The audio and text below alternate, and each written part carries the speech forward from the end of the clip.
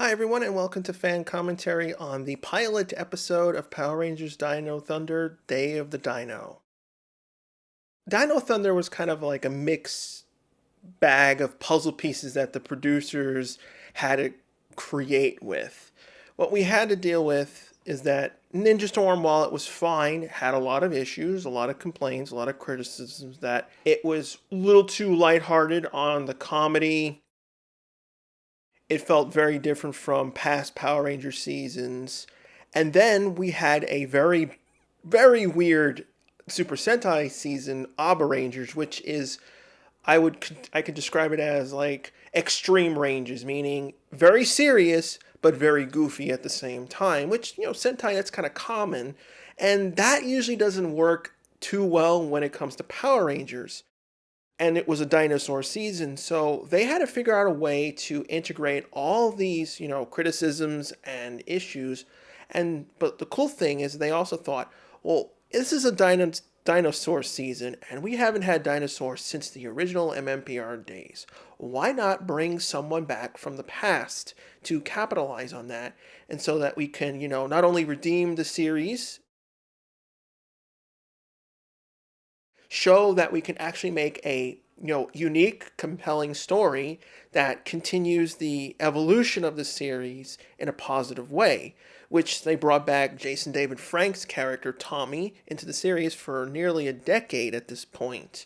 I think that was a very great call, because it opened up a lot of people who maybe went, okay, the series has gone in some weird direction, that when it moved over to New Zealand, it lost its, flair for a couple of years now.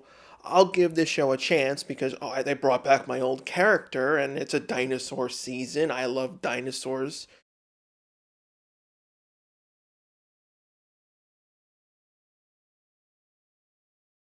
What they pulled off, I think, is one of the greatest comebacks in PR, because not only did they have to deal with Abaranger and how to improve the show, they also improved on MMPR, because a lot of criticisms from MMPR is it's very simplified, meaning the characters are just that.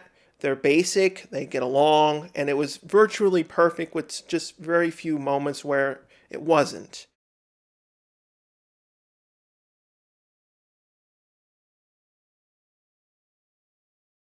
With Dino Thunder, not only does it have to correct Ninja Storm's issues, but it also helps him fix MMPR's issues, including internal issues with the Tommy character that has happened in the past. Because we left Tommy in a not so good way with passing the torch, where he simply had just left, and the character really never got a really good send off. And we have this huge amount of history that we don't know what happened. So there's a lot of leeway that they can go with the Tommy character. Yes, there's some leap in logic where Tommy was originally going to be a race car driver, then all of a sudden he's a paleontologist, but it works.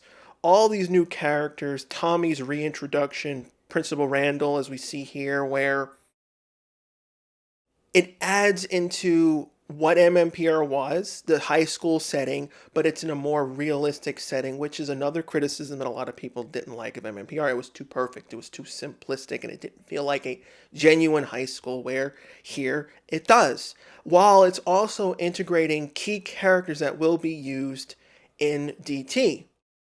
And also them writing around the Abaranger material, because a lot of the Abaranger stuff they could not use. It was very different. The villains are very odd. We had a kid, technically a kid leader. We had this side character, which ended up coming Zeltrax.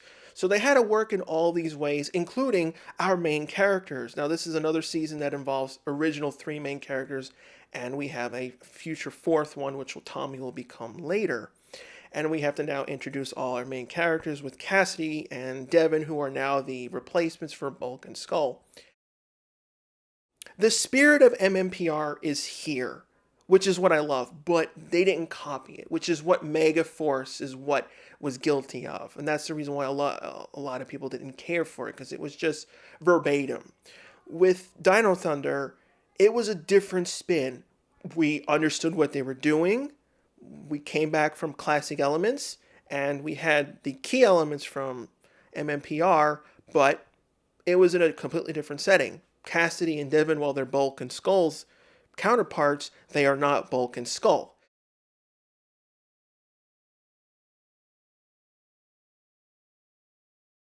And even the main characters are very different compared to the MMPR cast.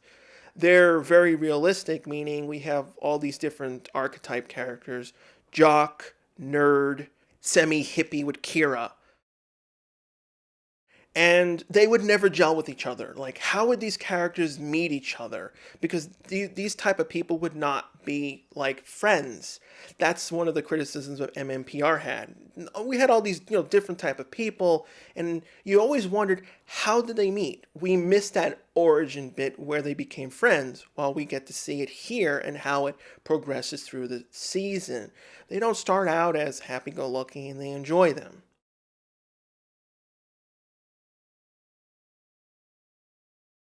I also like how Principal Randall was done, because with these type of scenes where she kicks the ball into the guy, you know something's up, and it's not played for as a joke. We know maybe there's something more to her, which they kept hidden. We didn't know for in the beginning.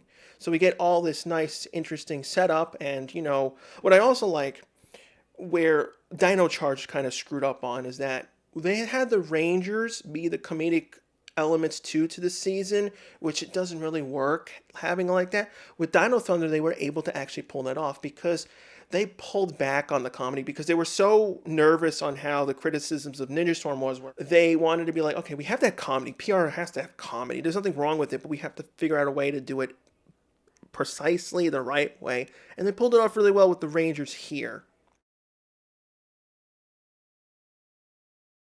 And the whole goal is to not like Principal Randall. She has all these snide remarks saying that Kira is not worthy of going to college. She's very strict on everything, so it just makes you hate the character, which is the whole purpose, because she's one of the main villains in the show. And it also shows all the characters. We know Connor's the jock who likes soccer, Ethan, who's a nerd, but he's a prankster. He's not like Billy. So we have elements of Billy, but he's his own character. Kira is similar to Kim in a lot of ways because she likes her music, but she's more of just the musician elements and not the gymnast.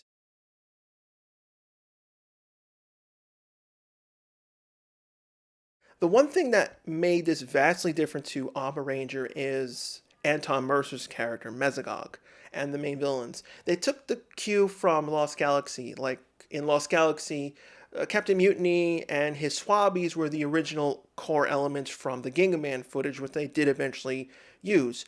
They follow that routine where it's like, okay, we can't use these goofy elements right now because we want to set up this type of darker-esque storyline, because if they had done what Abaranger did and brought in the Triptoids early on and not in their way they did later on, it would have been more of the same, and like everyone's like, oh, they're still going to go into the routine of being very comedic and goofy and lightheartedness, and it would have made people been like, this is not what PR really supposed to be. So they said, let's do something different. Let's be a little bit more dramatic, a little bit more realistic with all these characters. And we have a mystery. We know that Tommy ran away from an island that exploded. We have no context from it. And it's just like, oh, what was Tommy doing? Was this like, is this where he ended up after leaving PR? Was he doing something bad? Because you might think he might have done something wrong, or maybe something villainous in a sense. We have no context yet. And we know it involves this person called Anton Mercer, which I actually do like the logo, because it looks like mountains, and it has the elements from the DT logo.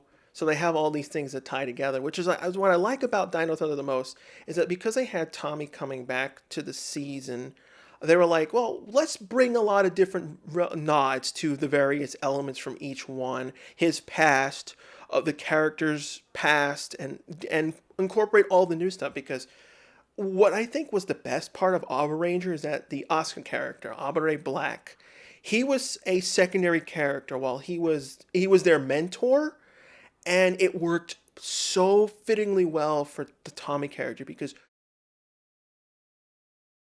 when an old Ranger comes back, you want him to come back, You want to see them again because you love them, you fell in love with them when you were younger, or because you just, you grew up with them. But you don't want them to override any of the new characters. That's not fair to new characters. So picking Asuka as Tommy's core elements, it worked him in very well because he's there, he's important, but he's not the key thing. Because you could easily screw this up and be like Tommy, Tommy, Tommy, Tommy, Tommy, which is not what you're supposed to do.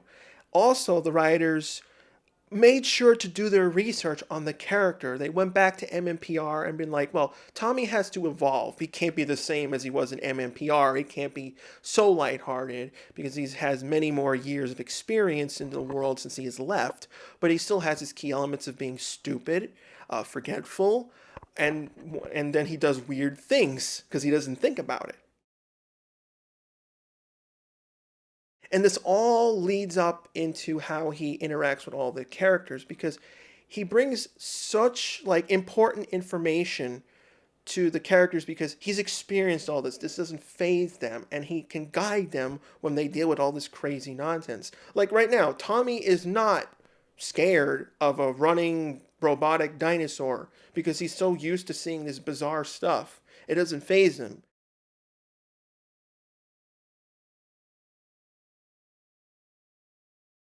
This particular scene I always love because this is like what makes them different from the MMPR cast because they immediately argue which should happen.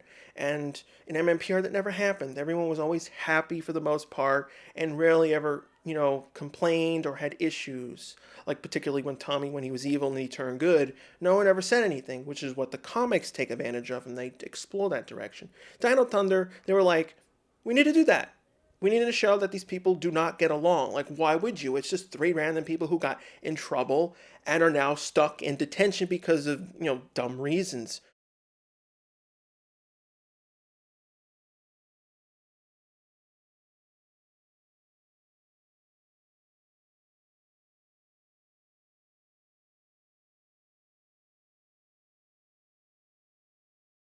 And a lot of fans probably also, you can consider like this scene of Tommy kind of running away from his past and moving forward. It could be like, kind of that foreshadowing type where it's just like, yeah, you know, I came from here and I remember Jason and Rocky and all the others.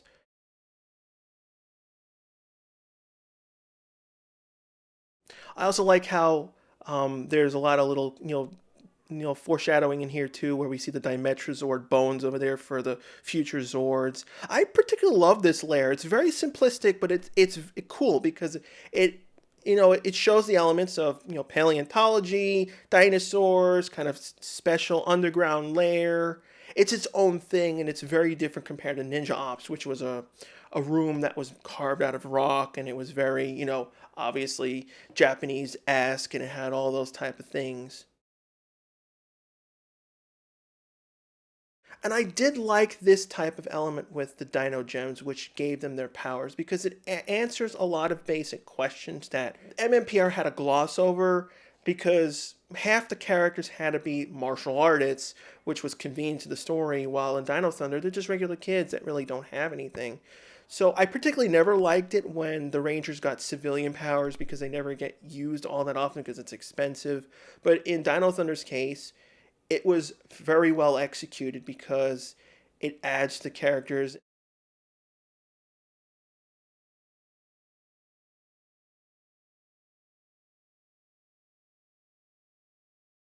Mesogog's character is probably the thing that a lot of people loved about the season because it brought back the eerie, evil type of villains that people liked, like Trakina, Astronema, and went away from the ones like Lothar and Divatox. They liked Lord Zed. People loved Lord Zed before he changed in the middle of the season, and they wanted to bring that element back. You wanted that scary, visceral feel of someone who's smarter than you, can actually beat you, but it's only because of sheer luck and the determination on the good side is why they win. Because that's what makes it interesting. When the villain is just your classic villain that's just there to be evil, it's not, it's fine. It's not much saying there's no place for that story, but it's better when they have more background that's connected to the heroes, because Anton Mercer is connected to Tommy in some way. I do like the powers that are given to the Rangers here. They do make perfect sense. They are elements from the Abaranger material. In Abaranger they don't have any civilian powers. The Dino Gem things do not exist. They simply have their Ranger powers only, and they do use them that way. That's the reason why civilian powers usually suck in PRs, because there's no Super Sentai footage that they can use.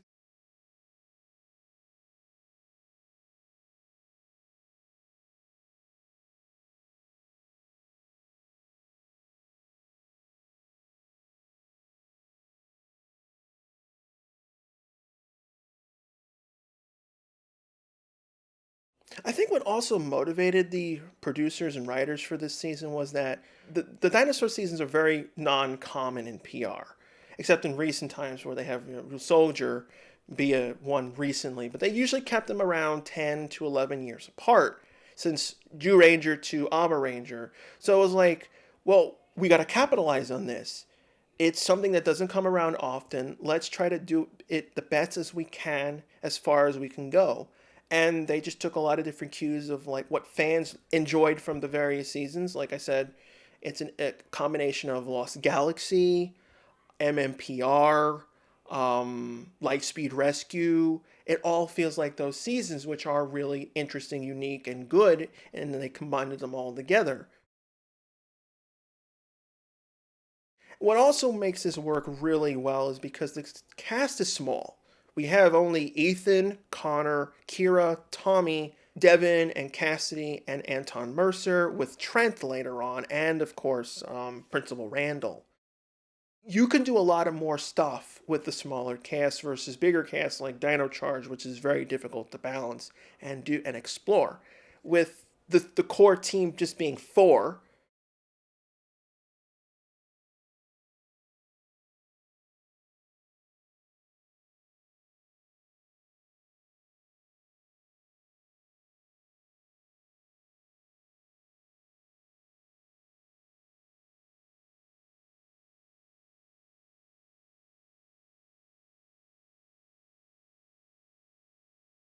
I also like this moment because Ethan is actually acting like the audience. It's just like, instead of being cliche and doing this for the right reasons, he's like, I've seen movies, I've seen TV shows. Don't do this, because all this does is just screw up, and it threatens their lives, because they'll be test subjects, weird things. It's just like, we don't know where this was from. They had no idea that Tommy was involved.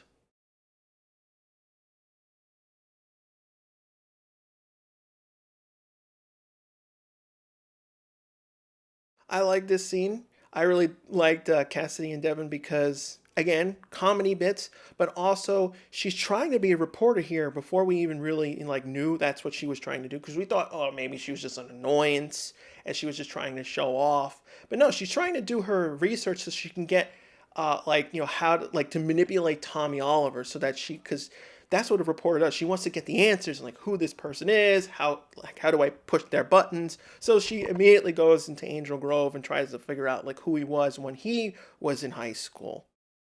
That shows how intelligent the character is. While she's still annoying and arrogant, that's what adds to her. I always wondered though. I know Kira gave back the Dino Gem. It's like, you think you giving it back would have made her lose her powers. I always found it a little convenient that she didn't have the Dino Gem and it still worked. But again, it's the whole bonding thing. So once it's bonded, they have their powers forever. But so it begs the question: at the end of the series, when the Dino Gems were drained, do they still have their civilian powers or not? I like that Connor actually knew how to drive here, because that was very useful, and it comes in handy every so often. And I thought it was really interesting that Tommy's home was in the middle of nowhere, because it shows that he cares and that he wants to protect anyone nearby of these situations. And I also love the detail put into the show. If you pay attention really closely when they open the door, you can actually see in the background a green, red, black, and white shirts in the background that symbolize all the colors that Tommy's has used and will use. I love when shows think of like, what can we do to, put references in here, so to keep, the audience like, ooh, they know what to do, they respect history, and it's just like, what fans would like to just see as fun little moments. Fortunately, we never get to see that little room again since the pilot. We never really go up there again. I wish they had done a little bit more stuff with the home.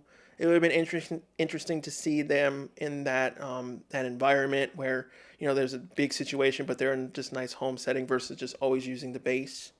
And I do like Mesogog's base as well. It has this weird, freaky biological containers that has all the DNA samples and all this weird dark stuff. It's a very well made evil set, much more better than Rita Repulsa's set, because Rita's set was very bright. You could see everything, and it was more like, kind of like, it's not creepy. It was just more of like her mind was like, because she's like almost virtually crazy, so everything kind of felt crazy in there. It's like all these gears and stuff. So it worked for the character, but it was never menacing. So while Mesogog's lair was much more menacing and more cooler looking. If you like my content, consider subscribing and leaving a like. Sorry about not including stills in the video. Due to past fair use abuses from the various companies involved, I no longer feature them. Thank you for understanding. See you in the next video.